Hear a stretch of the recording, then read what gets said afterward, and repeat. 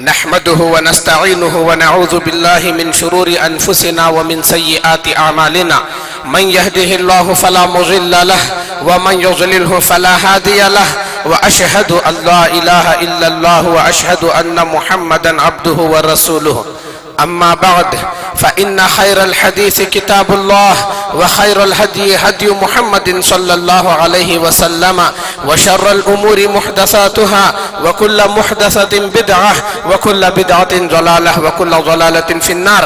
أعوذ بالله من الشيطان الرجيم. بسم الله الرحمن الرحيم.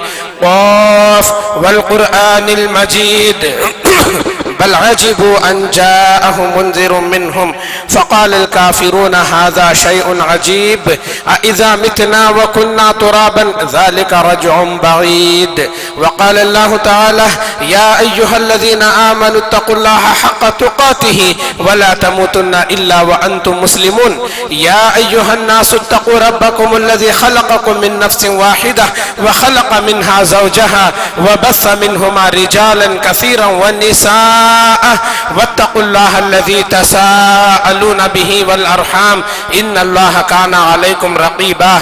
يا أيها الذين آمنوا اتقوا الله وقولوا قولا سديدا يصلح لكم أعمالكم ويغفر لكم ذنوبكم ومن يطع الله ورسوله فقد فاز فوزا عظيما. محترم حاضرین اور خواتین اسلام، پیارے بچوں، جملہ تعریفوں کے لائق اللہ تعالیٰ ہے جو کائنات کا خالق و مالک ہے. عبادتیں اسی کے لیے بجا اور درست ہیں. سب سے اچھی بات اللہ کی بات قرآن مجید ہے اور سب سے بہتر راستہ محمد رسول اللہ صلی اللہ علیہ وسلم کا راستہ ہے. دین میں نئی چیز بدعت ہے، بدعت گمراہی ہے اور گمراہی کا انجام دوزخ ہے. محترم حاضرین، آج کے خطبے میں جو باتیں ہم سنیں گے وہ گزشتہ اور پیوستہ جماعت سے متعلق ہی باتیں ہوں گی. ہم نے مساجد کے مقام پہ سنا تھا اور گزشتہ جمعہ تعمیر مساجد پر اجر و ثواب جو قرآن و حدیث میں واضح کیا گیا ہے اس کو ہم نے سنا. اور آج ہم سنیں گے مساجد کے مقاصد اور اس کے آداب کیا ہیں. چند باتیں مقاصد کے تعلق سے 4 حدیثیں میں آپ کے سامنے رکھوں گا انشاءاللہ، اور اس کے بعد آداب سے متعلق ایک 6 یا 7 حدیثیں میں آپ کو سناؤں گا. مساجد کے جو مقاصد ہیں، مسجدیں بنائی جاتی ہیں صرف اس لیے نہیں کہ نماز پڑھ کے جائیں. وعلیکم السلام. اس لیے نہیں بنائی جاتی مساجد، نماز پڑھنا ہے ہی، لیکن اس کے علاوہ آپ دیکھیں گے اللہ کے نبی صلی اللہ علیہ وسلم کے دور میں جو مساجد تھی، مسجد نبوی کو ہی دیکھیے، وہاں پہ لوگوں کے فیصلے ہوتے تھے، وہاں پہ درس گاہ منعقد ہوتی تھی، صحابہ کرام علم دین حاصل کرنے کے لیے آتے تھے اور مختلف مسائل مسجد سے صادر ہوتے تھے. مساجد کا دائرہ بہت وسیع ہے، صرف نماز پڑھ کے جانا نہیں ہے.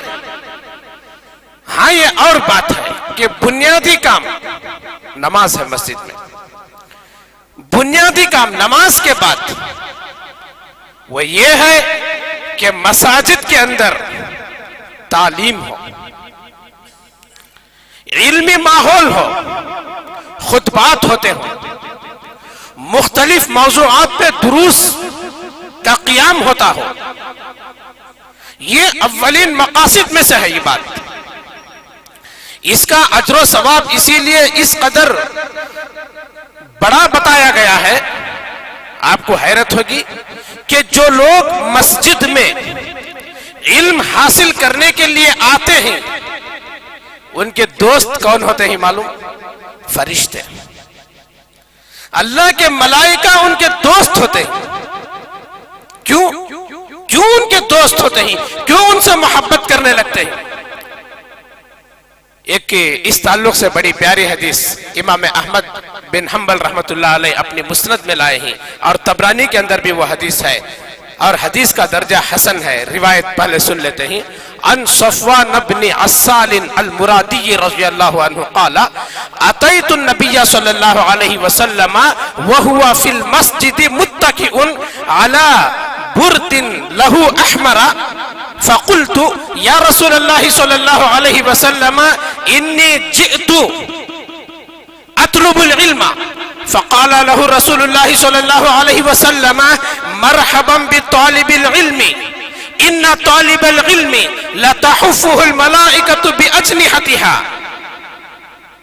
ثم يركب بعضهم بعضا حتى يبلغ السماء الدنيا من محبتهم لما يطلب اخرجه احمد في مسنده والطبراني باسناد حسن.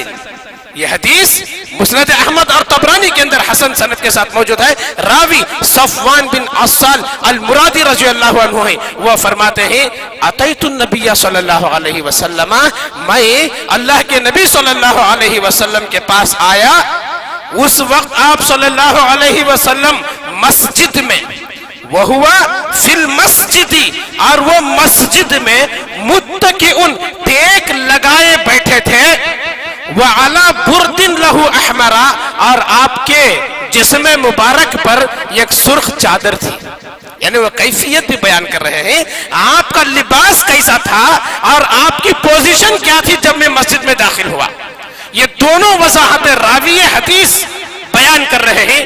اس کے بعد وہ کہتے ہیں کہ میں نے کہا اے اللہ کے نبی صلی اللہ علیہ وسلم انی جئت اطلب العلم, میں یہ مسجد میں آیا ہوں علم حاصل کرنے کے لیے. وعلیکم السلام. انی جئت اطلب العلم, میں مسجد میں آیا ہوں علم حاصل کرنے کے لیے. تو اللہ کے نبی صلی اللہ علیہ وسلم نے فرمایا مرحبا بطالب العلم, اے علم کے طالب, مبارک ہو تمہارا آنا, خوش آمدید ہو تمہارے لیے. ان طالب العلم لتحفه الملائکۃ باجنحتها, اس لیے کہ ایسے طلباء علم کو فرشتے اپنے پروں سے گھیر لیتے ہیں. ثم يركب بعضهم بعضا, اور پھر یہ فرشتے ایک دوسرے پہ سوار ہو جاتے ہیں. حتی یبلغ السماء الدنیا, یہاں تک کہ اس کو آسمان دنیا پہ پہنچا دیتے ہیں. اس طالب علم کو آسمان دنیا پہ پہنچا دیتے ہیں. کس طالب علم کو؟ جو مسجد میں علم دین حاصل کرنے کے لیے آتا ہے. یہ کیوں؟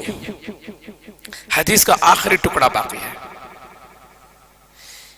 یہ فرشتوں کا پروں سے اس کو ڈھانپ لینا اور ایک دوسرے پہ سوار ہو کر اس کو آسمان دنیا پہ پہنچانا, یہ کیوں؟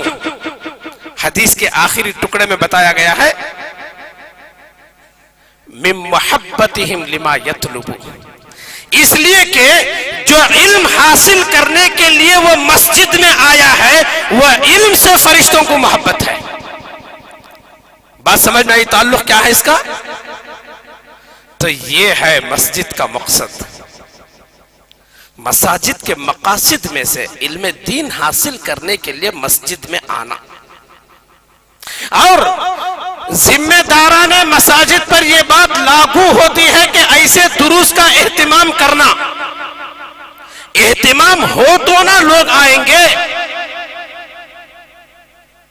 تو دونوں پر یہ ذمہ داری ہوتی ہے کہ وہ ان دروس کا اہتمام کریں اور لوگوں کو چاہیے کہ اس سے فائدہ اٹھائیں. اس سے فرشتوں سے ان کی دوستی ہوتی ہے. یہ حدیث کہاں ہے؟ مسند احمد اور طبرانی میں ہے, اور سند کیسی ہے؟ حسن درجے کی ہے. راوی کون ہے؟ صفوان بن عسال المرادی رضی اللہ عنہ. اب آئیے, طبرانی کی ایک صحیح حدیث ہے کہ ابو امامہ رضی اللہ عنہ سے روایت ہے اسلام کے 5 ارکان میں سے ایک رکن کیا ہے؟ حج ہے۔ حج ایک عظیم رکن ہے، زندگی میں ایک مرتبہ اللہ تعالیٰ اس کو فرض کیا ہے، اس کا ثواب بہت بڑا ہے۔ اللہ کے نبی صلی اللہ علیہ وسلم نے فرمایا جو آدمی مسجد میں علم حاصل کرنے کے لیے آتا ہے اللہ تعالیٰ اس کو مکمل حج کا ثواب دیتا ہے، حج کا ثواب دیتا ہے۔ طبرانی کی حدیث ہے، سند بالکل صحیح ہے۔ عن ابی امامۃ رضی اللہ عنہ قال سمعت رسول اللہ صلی اللہ علیہ وسلم یقول من غدا الى المسجد لا يريد الا ان يتعلم خيرا او يعلمه كان له كأجر حاج تاما حجته اخرجہ الترمذی باسناد صحیح۔ یہ حدیث طبرانی کے اندر صحیح سند کے ساتھ موجود ہے کہ ابو امامہ رضی اللہ عنہ فرماتے ہیں میں نے رسول اللہ صلی اللہ علیہ وسلم کو فرماتے ہوئے سنا۔ کیا فرماتے ہوئے سنا؟ من غدا الی المسجد، جو آدمی مسجد میں آتا ہو، کس غرض سے آتا ہو؟ اپنا سامان رکھنے، اپنا سامان اٹھانے، اپنی ضروریات پوری کرنے کے لیے نہیں۔ لا يريد الا ان يتعلم خيرا او يعلمه، اس کے آنے کا مقصد محض یہ ہو کہ وہ خیر کو سیکھے یا خیر سکھائے۔ یتعلم کا معنی سیکھنا، یعلم کا معنی سکھانا۔ خیر کو سیکھے یا خیر کو سکھائے۔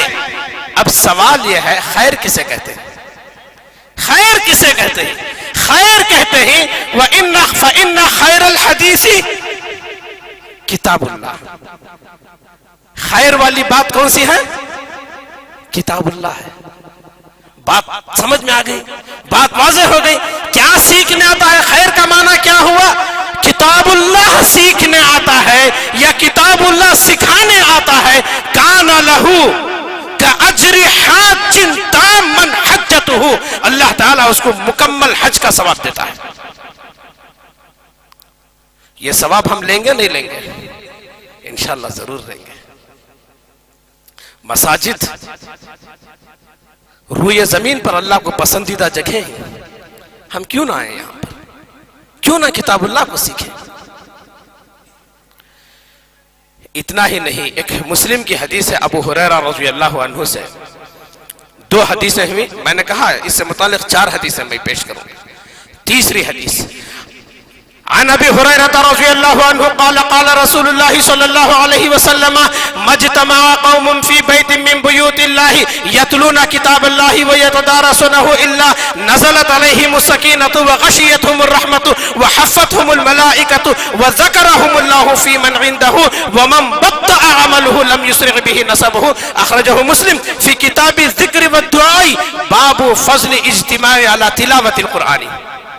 یہ حدیث مسلم کتاب الذکر والدعاء میں ہے، باب باندھا گیا ہے باب فضل الاجتماع علی تلاوت القرآن، تلاوت قرآن پہ جمع ہونے کی فضیلت پر یہ باب ہے۔ حدیث کا معنی کیا ہے؟ راوی ابو ہریرہ رضی اللہ عنہ ہے، مجتمع قوم، جو بھی قوم جمع ہوتی ہے، فی بیت من بیوت اللہ، اللہ کے گھروں میں سے کسی گھر میں، یعنی مساجد میں سے کسی مسجد میں جمع ہوتی ہے، یتلون کتاب اللہ، اللہ کی کتاب کی تلاوت کرتے ہیں، ویتدارسونہ بینہم، اور آپس میں تدارس کرتے ہیں، یعنی اللہ کی کتاب پڑھی جاتی ہے، اس کا معنی، مفہوم، اس کی تفسیر، اس سے متعلق احادیث ان کے سامنے سنائی جاتی ہیں۔ سامنے والوں کو کوئی چیز سمجھ میں نہیں آتی ہے تو پھر وہ پوچھتے ہیں، اسے کہتے ہیں تدارس۔ یتدارسونہ لہ بینہم، آپس میں اس کا تدارس کرتے ہیں۔ اس کا فائدہ کیا ہے؟ دیکھیے بنیادی بات، اللہ کے گھروں میں سے کسی گھر میں کوئی قوم جمع ہوتی ہے، جہاں پہ اللہ کی کتاب کی تلاوت ہوتی ہے اور اس کا تدارس ہوتا ہے تو معلوم کیا ہوا؟ دروس اللہ کی کتاب سے ہونا چاہیے. نقطہ نکلا، مفہوم معلوم ہوا؟ کسی اور کتاب کے درس پہ یہ فضیلت نہیں ہے. اسی واسطے اللہ رب العالمین جزائے غیرت محدثین کو حدیث کو سمجھ کر جو باب باندھتے ہیں، بڑے اس کے اندر مفہوم ہوتے ہیں. باب کیا باندھا گیا ہے؟ پہلے تو کتاب کیا ہے؟ کتاب الذکر والدعاء. باب کیا ہے؟ باب فضل الاجتماعی علی تلاوت القرآنی. یہ فضیلت کسی اور کتاب کے پڑھے جانے پہ جمع ہونے کے لیے نہیں ہے، بلکہ قرآن مجید کی تلاوت پہ جمع ہونے پر یہ فضیلت ہے. سمجھ میں آ رہا؟ محدثین جو باب باندھتے ہیں تو کیا ہوگا؟ الا نزلت علیہم السکینہ، ان کی زندگیوں میں اللہ سکون اتارتا ہے. پہلا فائدہ کیا ہے؟ الا نزلت علیہم السکینہ، ان کی زندگیوں میں اللہ سکون نازل فرماتے ہیں. وغشیتہم الرحمہ، اللہ کی رحمت ان کو ڈھانپ لیتی ہے. اب ذرا بتائیے، جس کی زندگی میں بے چینی نہیں، جس کی زندگی میں پریشانی نہیں، اس لیے کہ اللہ سکون اتار دیا ہے. وغشیتہم الرحمہ، اللہ کی رحمت جب ان کی حفاظت کرنے لگ گئی ہے، اب ان کی زندگی میں پریشانیاں، نقصانات کہاں سے آ سکتے ہیں؟ وَحَفَّتْهُمُ الْمَلَائِكَةُ، تیسرا فائدہ یہ ہے فرشتے ان کو گھیر لیتے ہیں.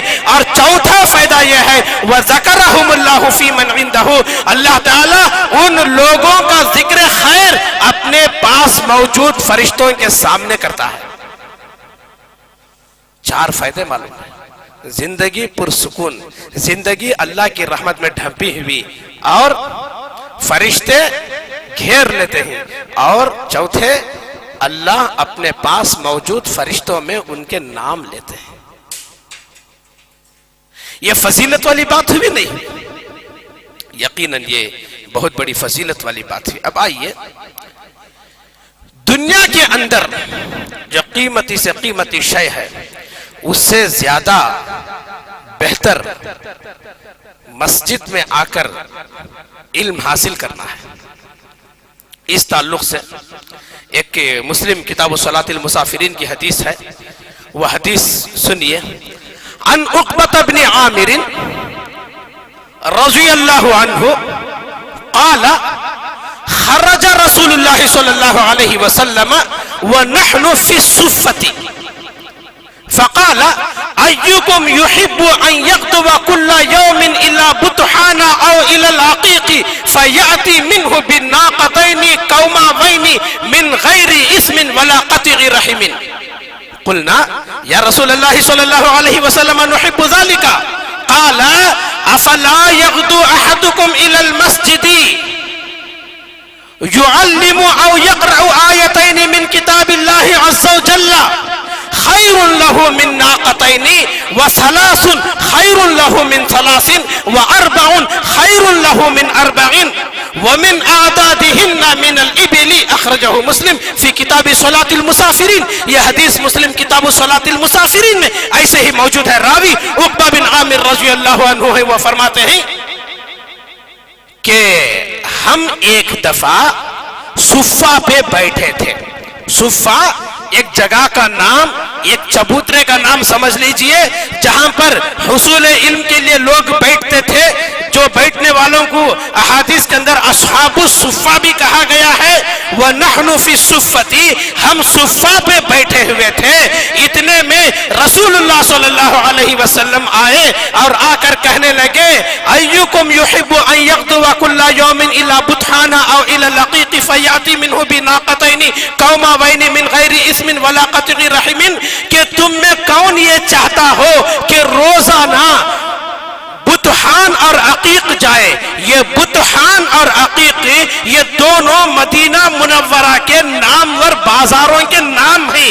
ان دونوں بازاروں میں روزانہ کون جا سکتا ہے اور بغیر کسی قیمت کے مفت میں بغیر کسی گناہ اور قطع رحمی یعنی رشتوں کو توڑے کے دو اونچے کوہان والی اونٹنیاں لانا پسند کرے گا؟ ایک تو مفت میں اور روزانہ دو اونٹنیاں اونچی کوہان والی. قلنا ہم نے کہا یا رسول اللہ صلی اللہ علیہ وسلم نحب ذاکا، یہ تو ہم سب چاہتے ہیں. کون نہیں چاہتا ہے؟ اگر ہم سے کہے روزانہ صبح میں جا کے 2 انووا کار لاؤ مرسیڈیز کار لاؤ، کون نہیں لائے گا؟ اس وقت وہی بڑی بڑی سواریاں تھیں. اے اللہ کے نبی صلی اللہ علیہ وسلم کون نہیں لائے گا؟ ہم یہ چاہتے ہیں. تو اللہ کے نبی صلی اللہ علیہ وسلم نے فرمایا ارے جب تمہاری یہ چاہت ہے تو تم لوگ مسجد جاؤ روزانہ. یعلم او یقرأ آیتین من کتاب اللہ عز و جل، اللہ کی کتاب سے روزانہ 2 آیتیں سکھاؤ یا 2 آیتیں پڑھ کے آؤ. خیر اللہ من ناقتین، یہ اونچے کوہان والی قیمتی بڑی بڑی 2 اونٹنیوں سے زیادہ بہتر ہے تمہارے حق میں. وَثَلَاثٌ خَيْرٌ لَهُ مِنْ ثَلَاثٍ، اگر کوئی 3 آیتیں پڑھ کے یا سکھا کے آتا ہے تو وہ 3 اونٹنیوں سے بہتر ہے. وَأَرْبَعٌ خَيْرٌ مِنْ أَرْبَعٍ، اگر کوئی 4 سیکھتا ہے یا پڑھ کے آتا ہے تو وہ 4 اونٹنیوں سے بہتر ہے.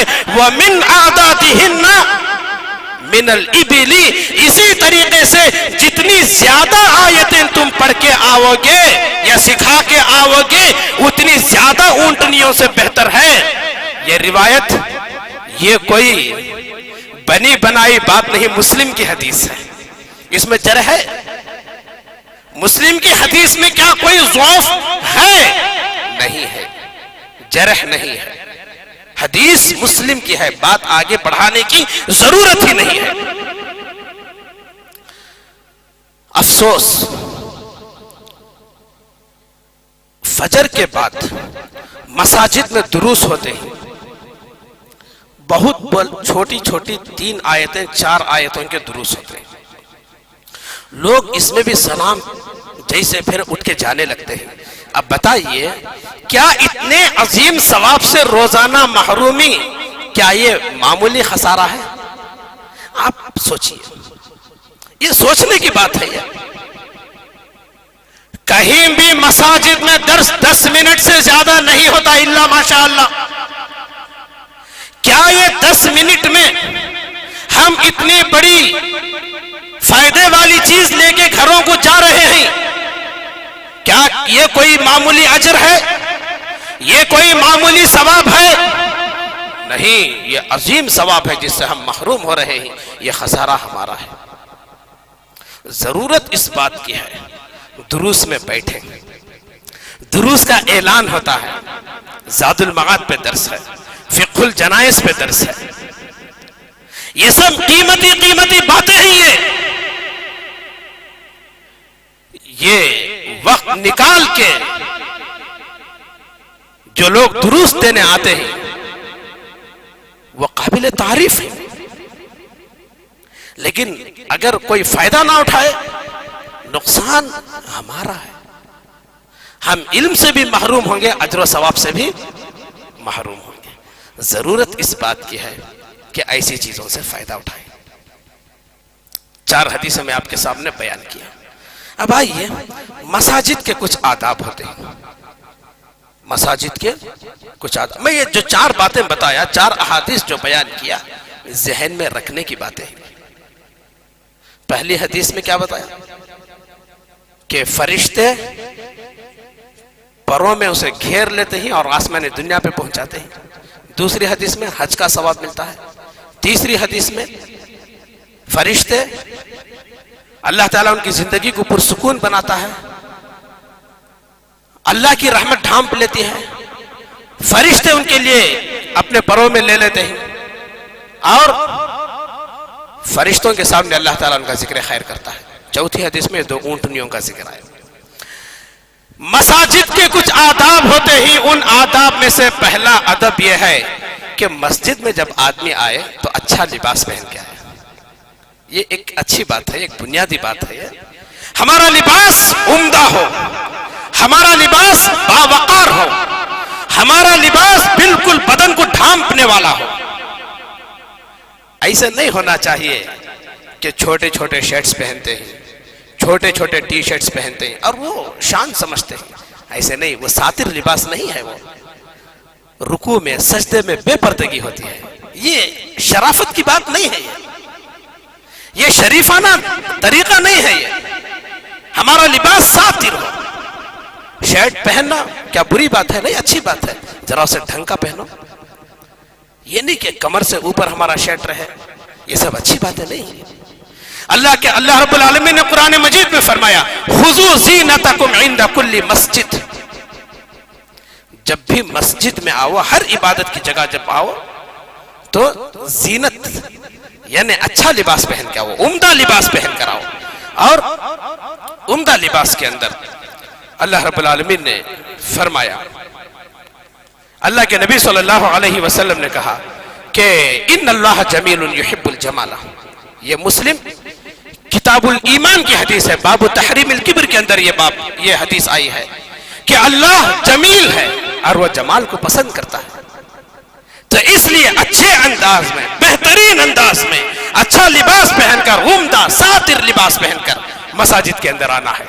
اور عمدہ لباس کے تعلق سے ابن عباس رضی اللہ عنہما سے ایک حدیث ہے، وہ ترمذی ابواب الجنائز کی حدیث ہے، کتاب الجنائز کی حدیث ہے کہ عن ابن عباس رضی اللہ عنہما قال قال رسول اللہ صلی اللہ علیہ وسلم البسوا من ثيابكم البياض فإنها من خير ثيابكم وَقَفِّنُوا فِيهَا مَوْتَاكُمْ اخرجہ الترمذی فی کتاب الجنائز۔ کہ اللہ کے نبی صلی اللہ علیہ وسلم نے فرمایا سفید لباس پہنا کرو، البسوا من ثيابكم البياض، سفید لباس پہنا کرو، فَإِنَّهَا مِنْ خَيْرِ ثِيَابِكُمْ، اس لیے کہ تمہارے جتنے کپڑے ہیں اس میں سب سے زیادہ بہترین تمہارا جو لباس ہے وہ سفید رنگ کا لباس ہے۔ وَكَفِّنُوا فِيهَا مَوْتَاكُمْ، اور اسی میں تم اپنے مردوں کو کفن دو۔ ترمذی ابواب الجنائز کی حدیث ہے۔ تو یعنی دوسرے کپڑے پہننا بھی جائز ہے، یہ نہیں کہ دوسرے رنگ کے کپڑے پہننا ہی نہیں ہے، مستحب عمدہ لباس جسے اللہ کے نبی صلی اللہ علیہ وسلم امر کے صیغے کے ساتھ بیان کیے ہیں، البسوا من ثيابكم البياض، تم سفید لباس پہنا کر۔ تو سفید لباس پہن کر اگر کوئی زینت اختیار کرے تو یہ بڑی اچھی بات ہے، یہ بڑی بہترین بات ہے۔ اب دیکھیے لباس ہی کے تعلق سے ایک بڑی پیاری حدیث سے مسلم کتاب الجنائز کی ہے، مسلم کتاب المساجد کی ہے حدیث، عائشہ رضی اللہ عنہا حدیث کی راوی ہے۔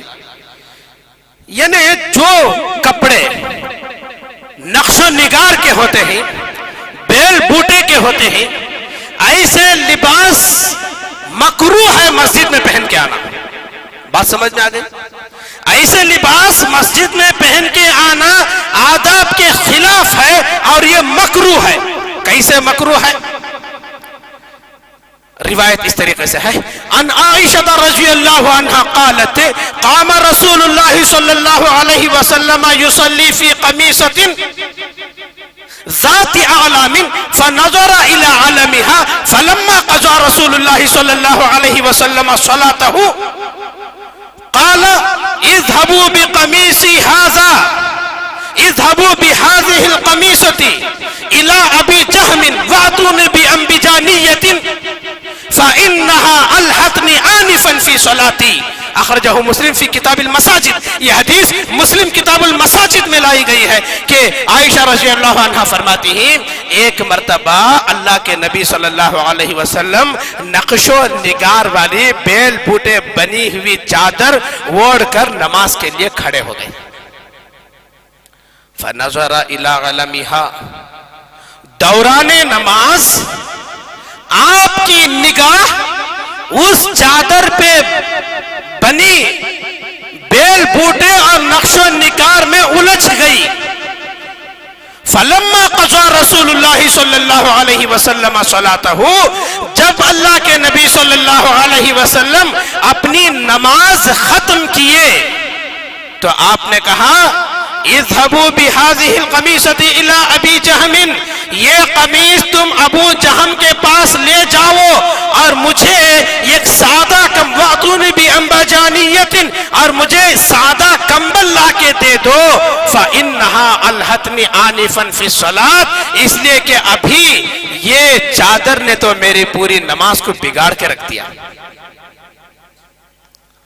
ایک نبی کو ایسے نقش و نگار کے لباس بگاڑ سکتے ہیں، آپ اور ہم کیا محفوظ رہ سکتے ہیں؟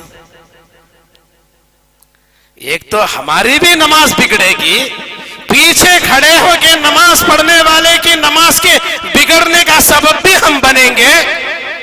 اس لیے کہ عائشہ رضی اللہ عنہا کے گھر میں لگے پردے کو آپ نے ہٹانے کا حکم دیا، اس لیے کہ میری نگاہیں اس میں الجھ رہی تھی.